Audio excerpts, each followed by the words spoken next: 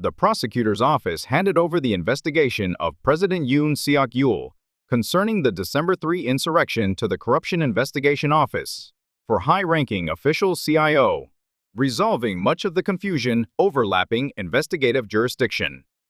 But what does the CIO do? What is the CIO? The CIO is an acronym for Corruption Investigation Office for high-ranking officials. It is a state agency that investigates the criminal behavior of high-ranking public officials. Initially, the police and the prosecutor's office were the only agencies investigating crimes in South Korea. The police conducted the basic investigation, and the prosecutor's office directed the police investigation and indicted the case, which led to a court trial.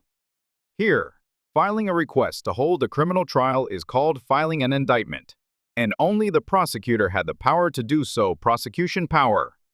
In addition, the prosecutor's office was virtually the only agency conducting all investigations into serious crimes involving political figures or high-ranking public officials. However, since the 1990s, there has been constant criticism that offenses committed by prosecutors or high-ranking public officials are not properly investigated. To compensate for these limitations, the National Assembly tried to create a national agency with separate investigative and prosecutorial powers to keep prosecutors in check. In the end, it passed the CIO Act, which provided that the police and prosecutors would continue investigating and prosecuting regular crimes. But the separate CIO would investigate and prosecute certain serious crimes, and those involving high-ranking public officials.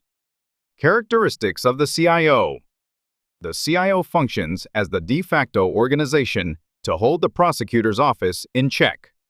While it has only investigative powers in principle, it can also prosecute judges, prosecutors, and high-ranking police officials.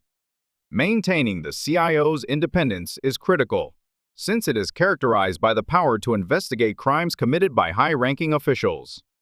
Therefore, the CIO was established as an independent agency that doesn't belong to any of the three branches of government, the legislative, executive, or judicial branches, like the National Human Rights Commission, which is under neither the prosecutor's office nor the president. The CIO's investigative subjects are current high-ranking officials and their families, former high-ranking officials within 3 years of leaving office and their families, and the president's relatives. As the CIO was created to investigate high-ranking officials, the police and the prosecutor's office referred the investigation of President Yoon's insurrection charge to the CIO.